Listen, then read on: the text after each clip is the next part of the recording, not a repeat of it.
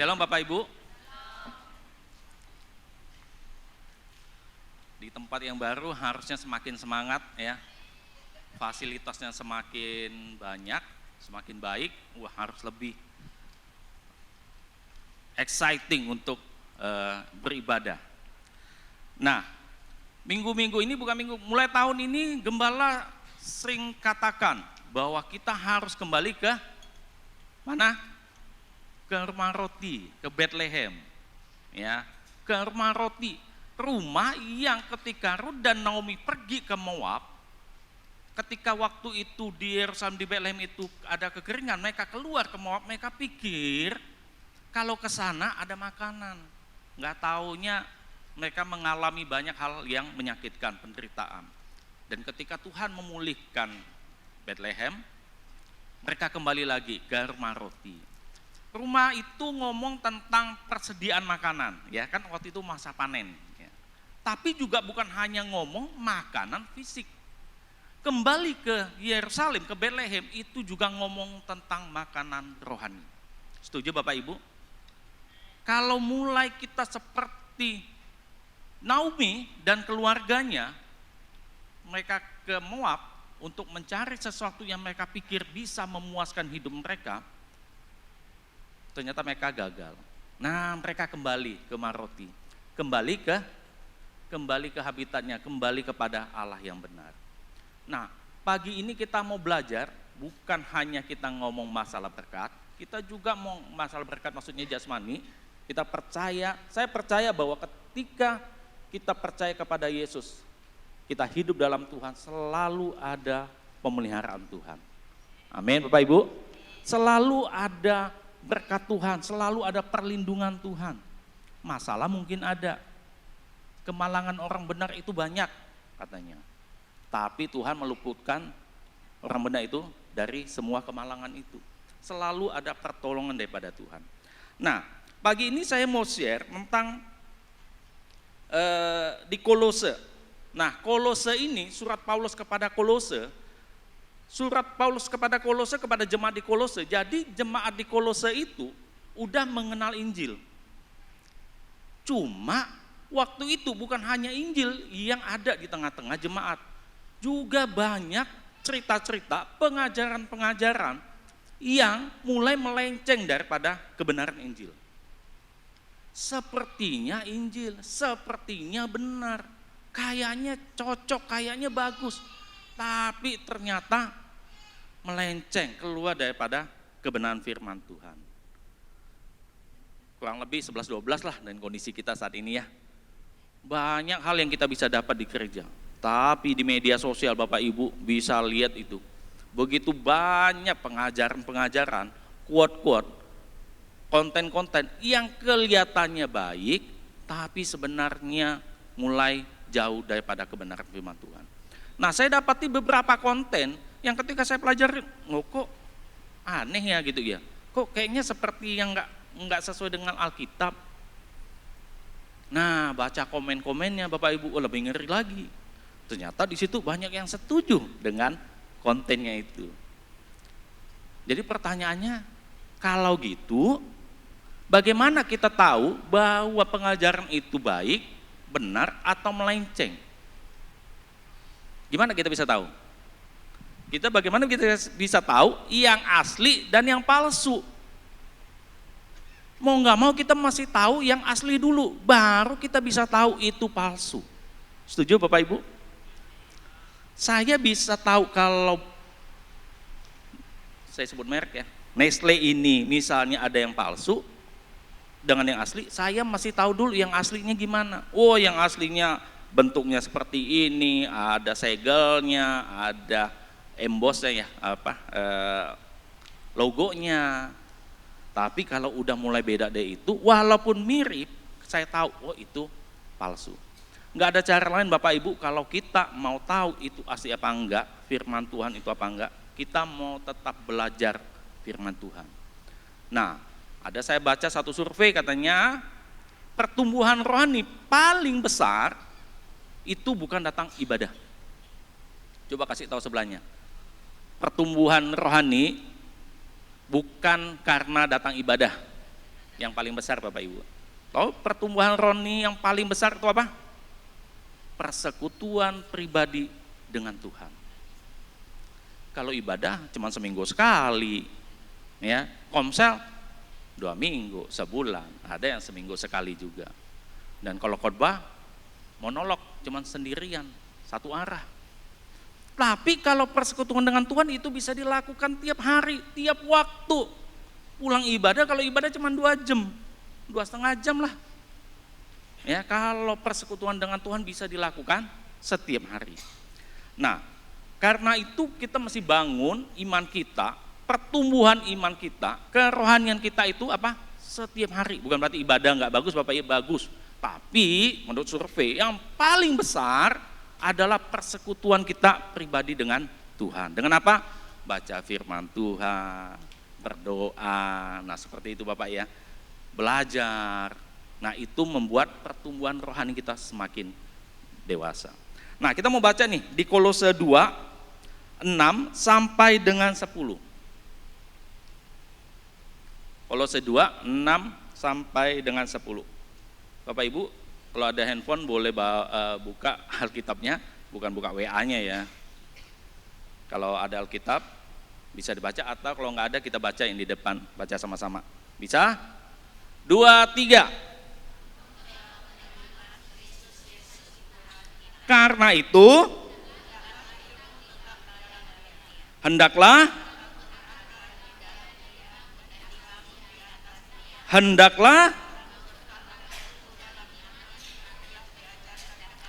dan hendaklah 8 sampai 10, hati-hatilah yang melawan kamu dengan filsafat yang kosong dan palsu menurut ajaran turun-temurun dan roh-roh dunia, tetapi tidak menurut Kristus. Sebab dalam Dialah berdiam secara jasmania seluruh kepenuhan kealahan, dan kamu telah dipenuhi di dalam Dia. Dialah kepala semua pemerintah dan penguasa. Jadi Paulus mengingatkan kepada jemaat di Kolose, ketika itu banyak pengajaran-pengajaran yang mulai melenceng. Kesannya baik, nanti kalau Bapak Ibu baca, pengajaran-pengajaran kesannya baik. Bahkan mungkin ada hal-hal yang kelihatannya tanda petik seperti Kristen, tapi ternyata itu semuanya mulai melenceng. Yang kayak tadi saya bilang di media sosial itu begitu banyak, ternyata semuanya itu mulai melenceng. Informasi itu begitu banyak. Nah kalau kita nggak membentengi hidup kita dengan kebenaran, kita bisa ikut tersesat, melenceng. Nah Paulus ingatkan nih kepada jemaat di Kolose nih. Apa sih yang Paulus ingatkan kepada jemaat di Kolose? Nah ayat yang ke-6 ke-7 kita mau fokus di 6-7.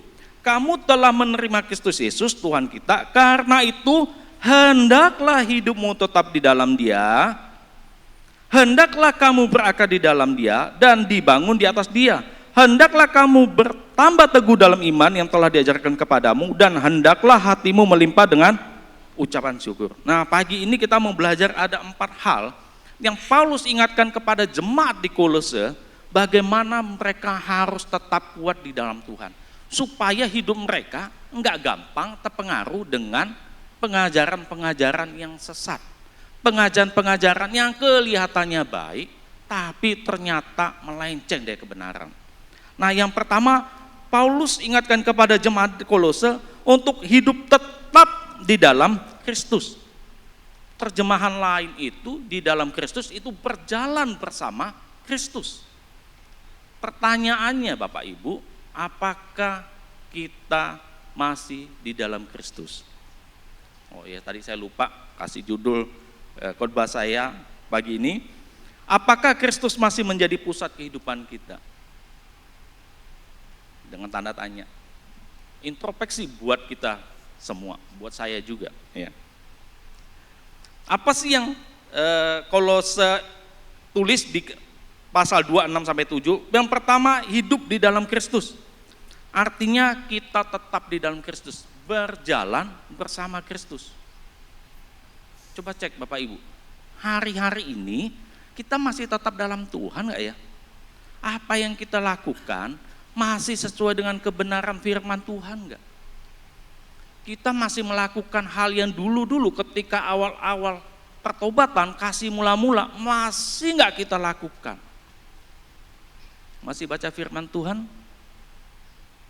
Atau lebih banyak lihat IG, lihat belanja-belanja, atau sesuatu yang mungkin malah menakutkan buat kita. Ya, apakah kita masih tetap berjalan bersama Tuhan? Jadi ketika kita percaya kepada Kristus itu hanya sebuah langkah awal Bapak Ibu. Hanya awal aja. Tapi kita masih terus berjalan bersama dengan Tuhan. Masih nggak nih kita nih di dalam Tuhan? Kalau kita percaya kepada Tuhan, oke, banyak orang percaya kepada Tuhan.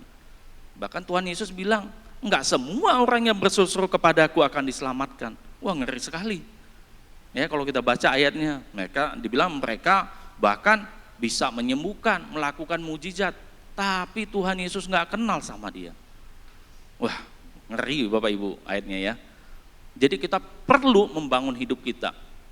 Jangan kelihatannya rohani, tapi ternyata sebenarnya kita jauh daripada Tuhan. Nah, kita mau belajar pagi ini. Yang pertama, bagaimana kalau Kristus, percaya kepada Kristus hanyalah awal dari sebuah perjalanan. Ketika kita terima Tuhan Yesus, wah begitu semangat. Semangatnya masih ada nggak hari ini? Kemudian ada juga, mesti kita juga pertanyakan, ada nggak sih rasa takut akan Tuhan masih ada dalam hidup kita?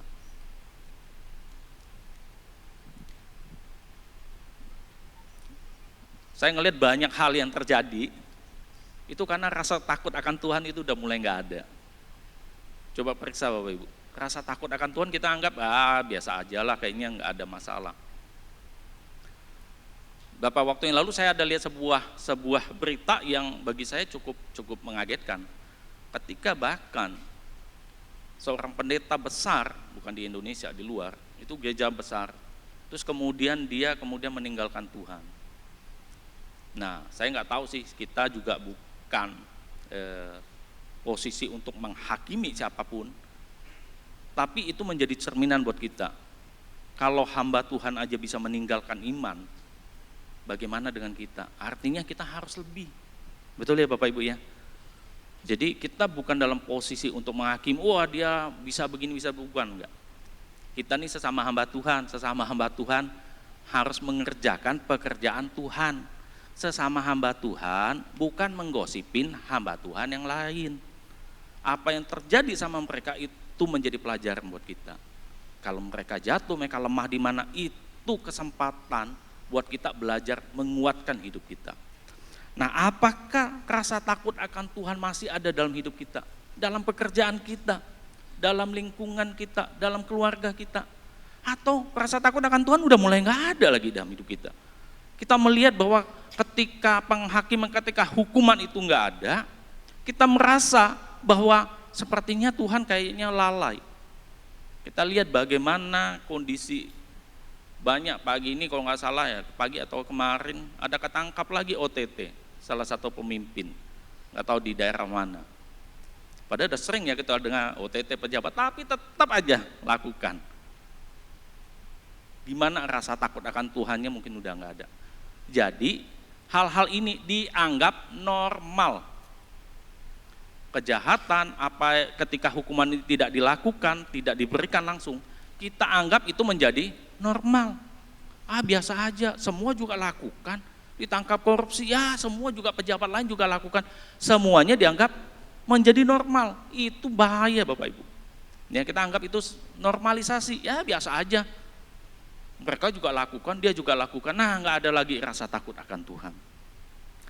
Terus kita harus tetap berjalan bersatu dalam Kristus. Bukan menjadi rutinitas.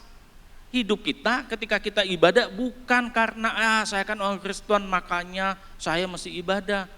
Masa saya ibadahnya di hari lain, masa ibadahnya di hari Jumat, ya seperti itu ya. Ya karena saya Kristen ya ibadahnya Minggu dong, masa di hari lain seperti itu. Coba lihat, cek lagi dalam hidup kita. Masih nggak sih kita tetap di dalam Tuhan? Masih nggak sih kita lakukan pekerjaan Tuhan dengan rasa takut akan Tuhan? Bukan sekedar rutinitas. Jangan-jangan kita lakukan itu menjadi sebuah rutinitas. Udah biasa aja. Dilakukan boleh, nggak dilakukan nggak apa-apa. Nah, mulai anggap normal. Masih ingat Bapak Ibu, pagi ini kita diingatkan untuk kita tetap di dalam Tuhan. Ketika kita di dalam Tuhan, Tuhan yang semakin besar, kita yang semakin kecil. Kita belajar bagaimana kita mematikan ego-ego kita. Kita belajar bagaimana mematikan keinginan-keinginan daging kita yang nggak sesuai dengan firman Tuhan.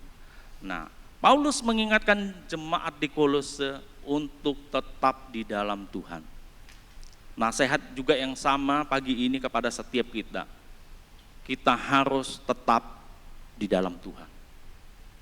Atau mulai kompromi, atau mulai anggap normal ketika hal-hal yang nggak baik, nggak benar, nggak sesuai dengan firman Tuhan, kita anggap biasa. Biasa aja. Dia juga lakukan. Nah, Bapak Ibu, pagi ini ingat, kita harus tetap di dalam Tuhan, kita harus tetap berjalan bersama Tuhan. Libatkan Tuhan dalam setiap aktivitas hidup kita. Bukan hanya kondisinya baik atau enggak, tapi dalam kondisi apapun, kita mau tetap di dalam Tuhan. Nah, kasih tahu sebelah kanan, sebelah kirinya, kita harus tetap di dalam Tuhan. Amin Bapak Ibu. Apa dengan mulai ngantuk? Masih pagi. Yang kedua, Paulus ingatkan kepada jemaat di Kolose untuk berakar dan dibangun. Nah, saya ada gambar pohon zaitun. Nah, ini pohon zaitun.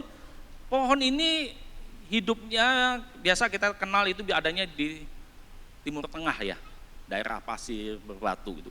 Nah, pohon zaitun ini hidupnya usianya panjang, ratusan tahun, bahkan ada yang bilang sampai 2000 tahun. Kemarin kami ke Israel beberapa waktu lalu, ada yang bilang ini pohon ada yang udah dari zaman Tuhan Yesus. Nah, saya sih nggak tahu ya, tapi ada yang bilang bahwa yang jelas hidupnya dia panjang, ratusan, bahkan mungkin tadi ada sampai ribuan tahun. Nah, pohon ini unik Bapak Ibu. Pohon ini dia berakar itu di tempat yang tandus, walaupun tanahnya itu pasir atau batu. Ini akar pohon ini itu akan terus masuk ke dalam sampai dia ketemu sumber air.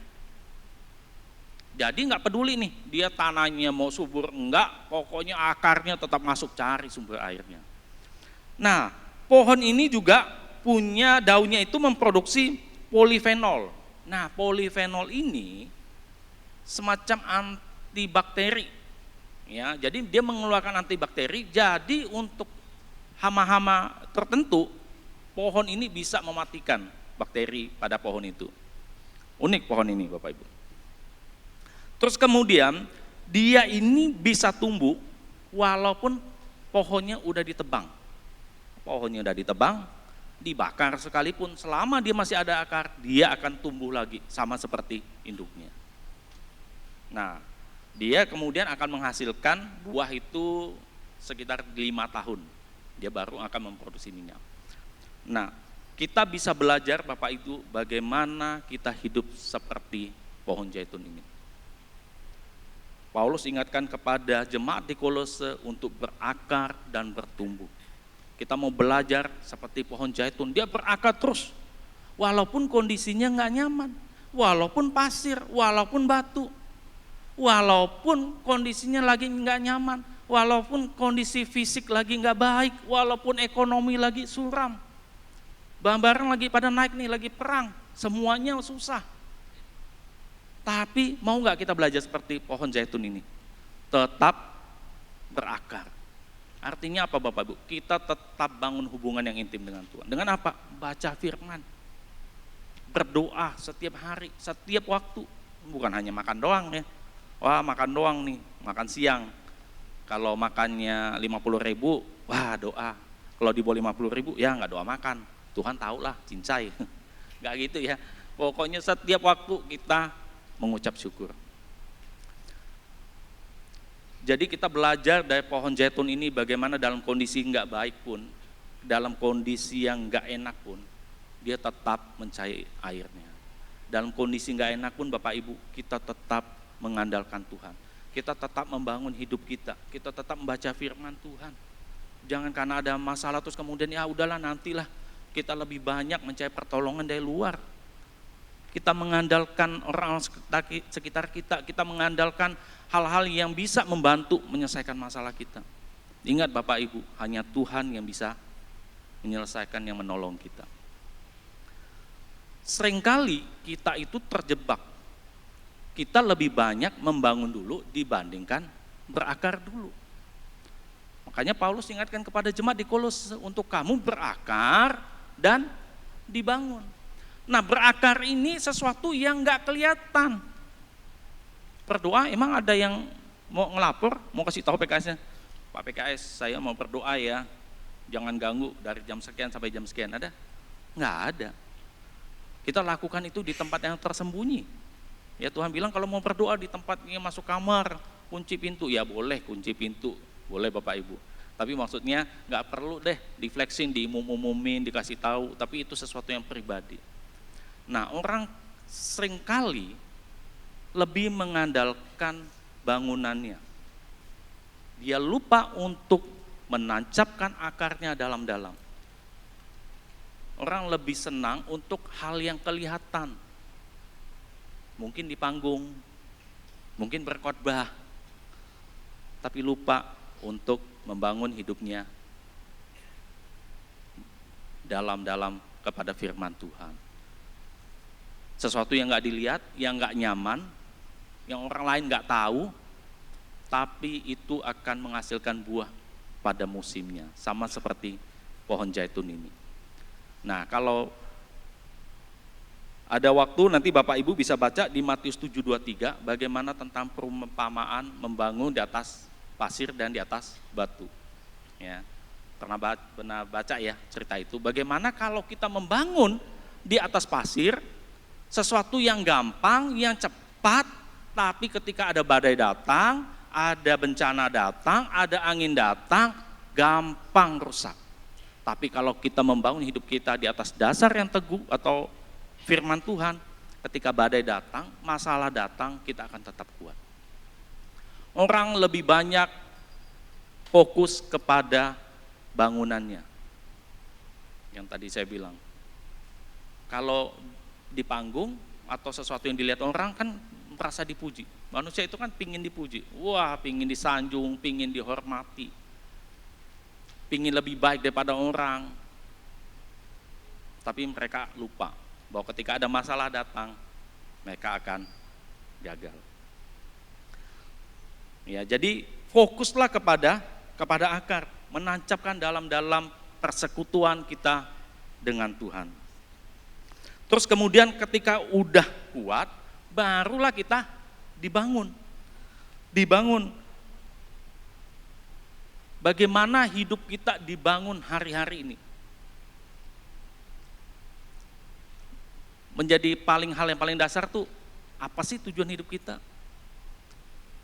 Kalau pembuat handphone pasti tahu dong tujuannya. Dia mau dong ketika handphone ini dibuat, dia mau bahwa tujuannya dengan membuat handphone ini tujuannya tercapai. Betul Bapak Ibu ya? Kalau ketika dia buat minuman ini, pembuatnya pingin bahwa apa yang dibikin ini, minuman ini sesuai dengan tujuannya. Begitu juga dengan hidup kita. Apa sih tujuan hidup kita Bapak Ibu? Apakah tujuan hidup kita sesuai dengan apa yang si pencipta buat? Kita sudah diciptakan Tuhan, kita harusnya hidup kita ini sesuai dengan kehendak si penciptanya. Handphone atau minuman ini tidak dibuat untuk melempar-lempar orang kan gitu loh. Enggak kan, tujuannya bukan itu. Sama, hidup kita juga sama. Hidup kita diciptakan Tuhan untuk maksudnya Tuhan. Setiap kita punya tujuan masing-masing Bapak Ibu.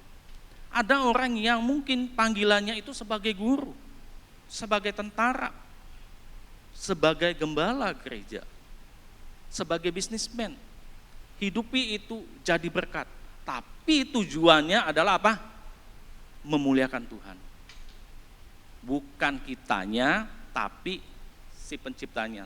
Tujuannya yaitu Allah, untuk kemuliaan Tuhan. Jadi apapun yang kita lakukan, kita harus tahu tujuan hidup kita adalah memuliakan Tuhan. Kemudian tahu nih prioritas hidup kita. Seringkali kita salah dalam hidup, dalam prioritas ini. Orang berpikir kalau melayani itu mengasihi Tuhan. Belum tentu Bapak Ibu. Berapa banyak orang yang melayani ternyata belum tentu mengasihi Tuhan. Nah, prioritas yang pertama itu apa? Kasihilah Tuhan Allahmu segenap hatimu, segenap jiwamu, dan kasihilah sesama manusia seperti dirimu sendiri. Yang pertama kita harus tahu prioritas kita adalah mengasihi Tuhan. Yang kedua adalah mengasihi keluarga. Yang ketiga adalah pekerjaan. Yang keempat adalah pelayanan. Mungkin agak ada yang dengar, loh kok pelayanan di paling ujung? Ya, banyak orang melayani belum tentu mengasihi Tuhan. Tapi orang yang mengasihi Tuhan pasti melayani. Melayani bukan hanya harus di mimbar Bapak Ibu, di atas, harus di gereja. Enggak, melayani bisa di luar.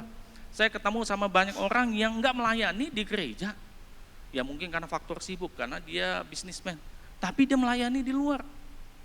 Dia kunjungi teman-teman yang bermasalah. Mereka konseling. Banyak teman-teman yang banyak dibawa ke gereja malah. Coba cek lagi. Apakah prioritas kita udah mulai bergeser? Kita pikir melayani Tuhan, kita pikir mengasihi Tuhan dengan melayani. Belum tentu Bapak Ibu.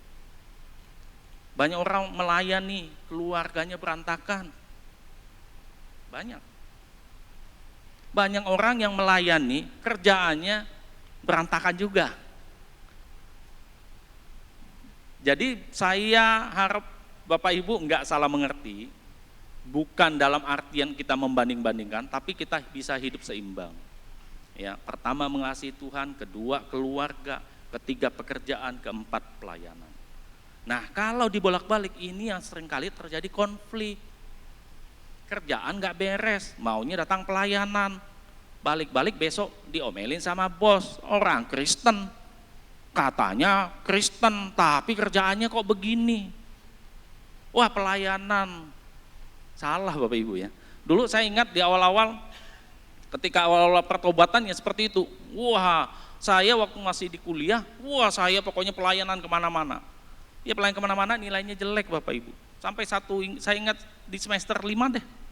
Saya baca satu artikel teman saya, dia bilang, ya saya prioritaskan sekolah lah, kuliah. Karena dengan kuliah nilai-nilai saya bisa memuliakan Tuhan. Aduh, waktu baca artikel itu, saya langsung berubah mindset saya. Oh iya, apa gunanya saya pelayanan sana sini? Nilai saya jelek, bikin malu aja. Bikin malu Tuhan, bikin malu keluarga, bikin malu orang Kristen. Pelayanan kemana-mana nilainya hancur, pelayanan kemana-mana kerjaannya nggak beres-beres, janjinya nggak ditepati, pelayanan kemana-mana keluarganya berantakan. Buat apa Bapak Ibu? Banyak orang yang nggak melayani, keluarganya bisa jadi contoh, usahanya bisa jadi berkat. Nah, kembali lagi persekutuan dengan Tuhan. Bagaimana hidup kita dibangun di dalam Tuhan. Terus yang ketiga, kita diingatkan bahwa kita harus teguh di dalam iman. Enggak kompromi lagi nih sama dosa. Kita udah teguh di dalam Tuhan. Kalau kita udah tetap di dalam Tuhan, udah berakar, udah dibangun, sekarang kita masih kokoh nih. Enggak kompromi lagi nih sama dosa-dosa nih. Enggak main cincai-cincai lagi nih sama dosa nih. Kalau yang menguntungkan kita embat aja, kalau cuan hajar aja, minggu ngaku dosa. Enggak gitu Bapak Ibu. Jangan, mesti diingat, setiap perbuatan kita selalu ada resikonya. Ya. Jadi kita harus kuat di dalam Tuhan, teguh dalam Tuhan, enggak kompromi. Udah kuat dalam pengajaran-pengajaran dasar. Kita udah enggak ngomongin lagi tentang baptisan air, baptisan selam, tentang keselamatan itu bisa hilang enggak? Kita harusnya udah lewati fase-fase itu Bapak Ibu. Nah, harusnya hal-hal seperti ini nih udah mulai nih, ada di Komsel dibahas nih, keselamatan kita bisa hilang enggak sih? Kalau misalnya saya terima Tuhan Yesus, ketika besok tiba-tiba saya lupa berdoa, misal dipanggil Tuhan, saya masuk surga enggak ya? Pertanyaan-pertanyaan ini sering kali ya. Enggak lah, kan lupa minta ampun. Dia bilang, wah enggak lah, kita tetap selamat lah. Seperti itu. Ya Bapak Ibu, itu bisa didiskusikan nanti di komunitas sel. Bisa tanyakan lagi nanti di PKS-nya. Kita harus teguh dalam pengajaran, dalam hal-hal yang dasar tentang kasih, tentang keselamatan, tentang pertobatan.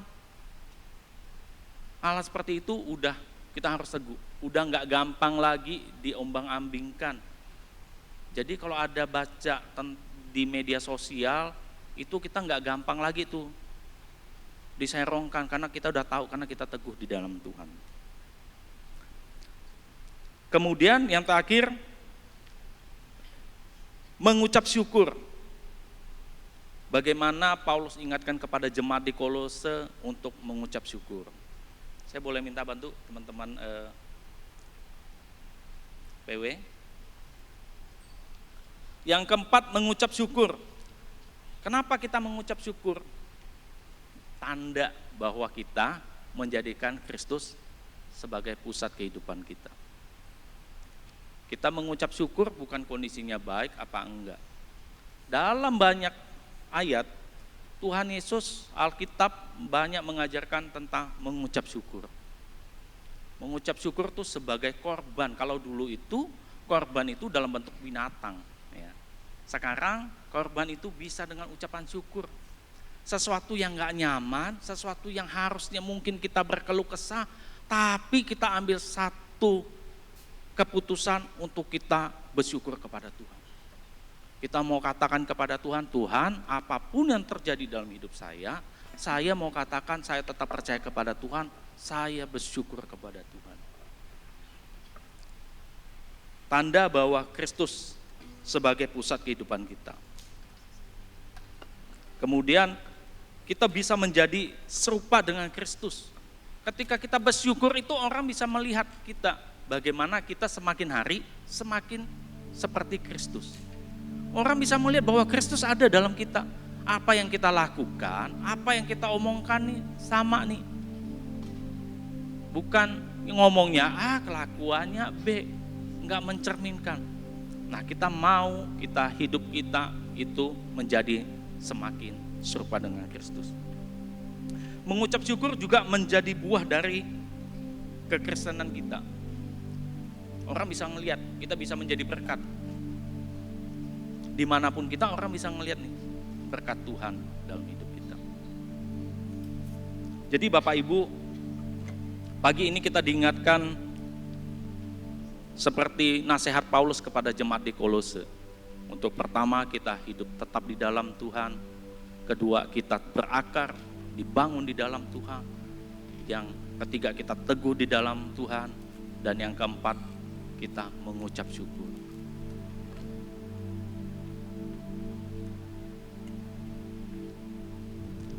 Banyak kali orang, tadi saya bilang,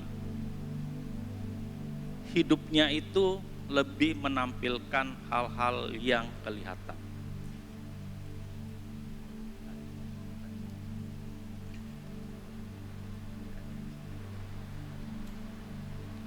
Bapak Ibu, saya mau share tentang bagaimana cerita tentang Daud dan Saul. Ya, pernah baca semuanya tentang Daud dan Saul. Daud itu punya karakter yang luar biasa. Dia itu mau dibunuh berapa kali sama Saul, ya. Dan dia punya kesempatan untuk sebenarnya membalas. Dalam gua itu ketika Saul sendirian, tapi dia nggak lakukan. Dia kemudian bilang, wah, saya nggak mau membunuh orang yang diurapi Tuhan. Tapi Saul, kalau Bapak Ibu baca, apa yang terjadi sama Saul?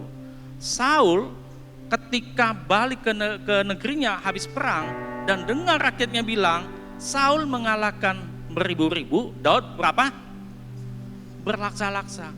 Sesudah itu kalau Bapak Ibu baca, dia mulai kesal, dia mulai marah, dia mulai iri, dia mulai kesal kepada Daud. Orang Kristen umumnya mengandalkan karunia dibandingkan karakter.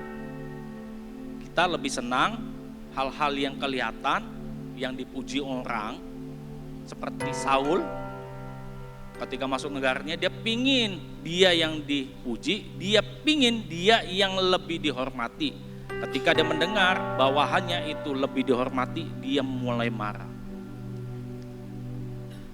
Dia mulai kesal. Kita membangun hidup kita karena karunia. Kita lupa untuk membangun karakter kita.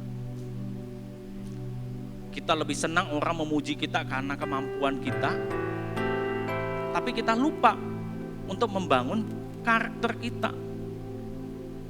Karakternya nggak seperti Kristus jadinya. Orang kesel kalau kita ada di tengah-tengah.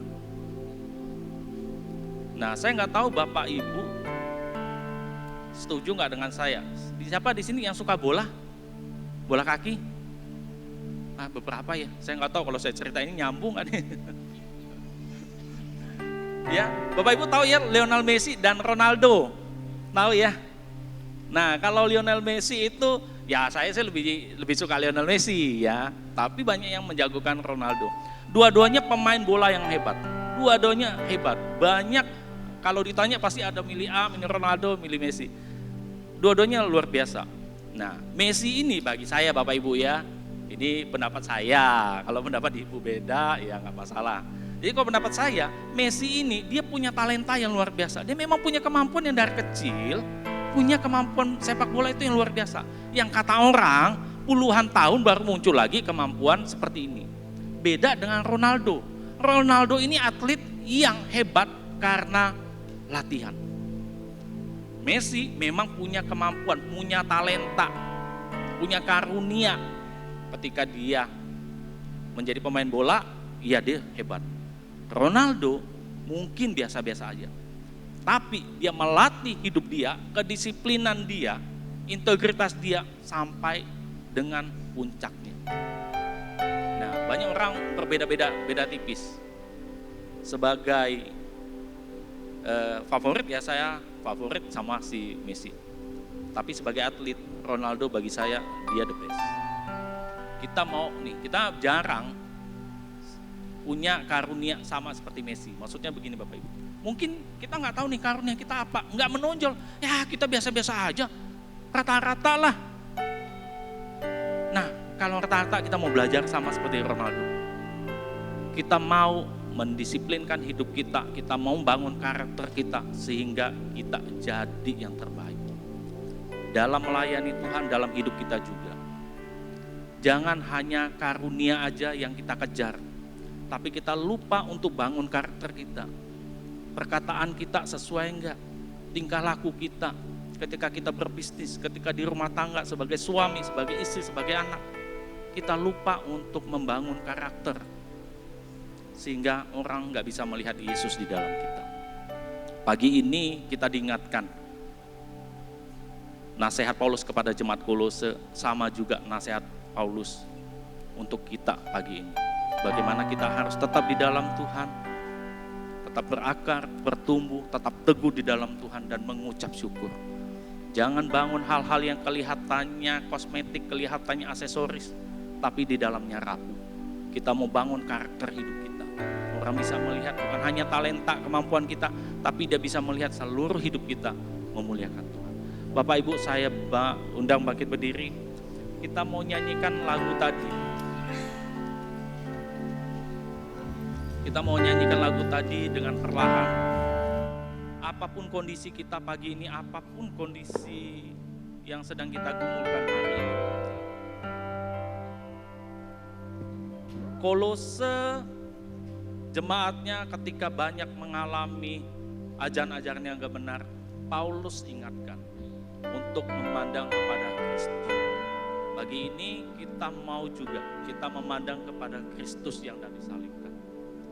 Kepada Kristus yang mati di atas kayu salib untuk menembus kita, yang membenarkan kita. Masalah kita boleh banyak Bapak Ibu.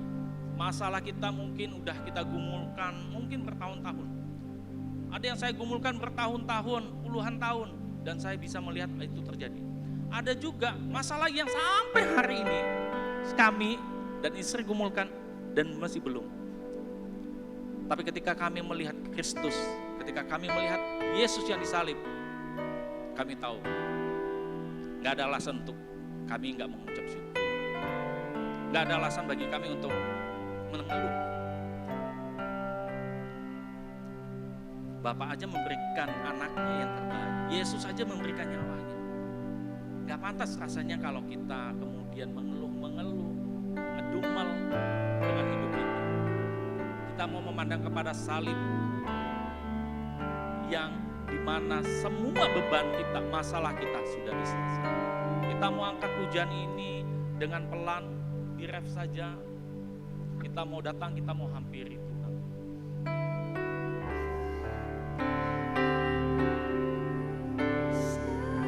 Saudaramu, kau telah tebus dosaku,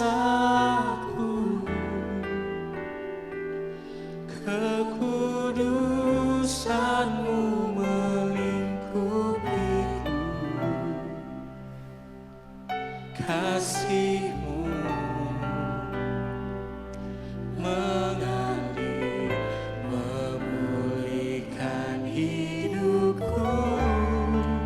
Sungguh besar anugerahmu, kau selamatkan hidupku. Ku menjadi ciptaan yang baru oleh kuasa darah-Mu, oleh kuasa darah-Mu, kau telah tebus dosaku, kekudusan-Mu melingkupiku, kasih-Mu mengalir, memulihkan hidupku. Sungguh besar anugerah-Mu, kau selamatkan hidupku. Ku menjadi ciptaan yang baru oleh kuasa darah-Mu. Bapa dalam surga, kami mengucap syukur Tuhan. Kalau kami pagi ini kami diingatkan kembali bagaimana hidup kami hari-hari ini. Apakah Kristus itu masih menjadi pusat kehidupan kami? Atau sesuatu yang lain? Mungkin itu kekayaan, mungkin itu jabatan, mungkin itu kekhawatiran, mungkin itu ketakutan yang menjadi pusat kehidupan kami. Biarlah pagi ini Tuhan kami boleh kembali kepada Engkau. Kami boleh memandang kepada salib, kepada Engkau yang telah menebus segala dosa kami, kepada Engkau yang telah memberikan hidupmu, memberikan nyawa. Kami boleh menjadi ciptaan yang baru, kami boleh dilayakkan, kami boleh ditebus, kami boleh dikasihi. Kami mau ambil komitmen untuk kami tetap di dalam Engkau Tuhan. Kami mau hidup kami berakar di dalam Engkau. Kami mau tetap tekun membaca firman-Mu, hidup dalam persekutuan yang intim dengan Engkau Tuhan setiap waktu. Kami mau teguh Tuhan di dalam Engkau. Kami mau menancapkan hidup kami ke atas dasar yang teguh yaitu Engkau. Kami mau kuat, kami mau menjadi berkat Tuhan. Dimanapun Tuhan tempatkan kami, mereka boleh melihat Engkau dalam keseharian kami, dalam perkataan kami, dalam perbuatan kami, dalam studi, dalam bisnis, dalam keluarga, dalam komunitas. Ketika kami ada di sana, mereka bisa melihat ada Yesus dalam hidup kami. Mampukan kami juga Tuhan untuk kami selalu bersyukur kepada Engkau. Apapun yang terjadi dalam hidup kami mau ambil keputusan. Sebagaimana Engkau telah mati atas segala dosa kami. Hal yang paling berat telah Tuhan lakukan di atas kayu salib. Nyawa telah diberikan bagi kami. Gak ada alasan bagi kami untuk gak bersyukur. Gak ada alasan bagi kami untuk kami mengeluh dan bersungut-sungut. Biar kami selalu memandang salib. Salib yang mengubah hidup kami, yang menjadikan kami ciptaan baru. Salib yang melayakkan kami, yang memelihara kami, yang membuat kami aman dan damai. Tuhan, biarlah pagi ini kasih-Mu boleh memenuhi kami. Tuhan, kami boleh kuat, kami boleh teguh di dalam Engkau. Sehingga Tuhan, ketika Tuhan memanggil kami dalam kondisi siap, dalam kondisi Tuhan yang terbaik. Hidup kami ingin jadi berkat dimanapun Tuhan tempatkan kami. Tolong kami, mampukan kami. Terima kasih buat kebenaran firman-Mu. Biarlah ini menjadi Tuhan hal yang mengingatkan kami untuk kami terus tekun di dalam Engkau. Terima kasih Bapa, terima kasih Roh Kudus, pimpin terus kami. Kami serahkan Tuhan hidup kami semua ke dalam tangan-Mu, hanya di dalam nama Tuhan Yesus. Kami mengucap syukur dan berdoa. Haleluya.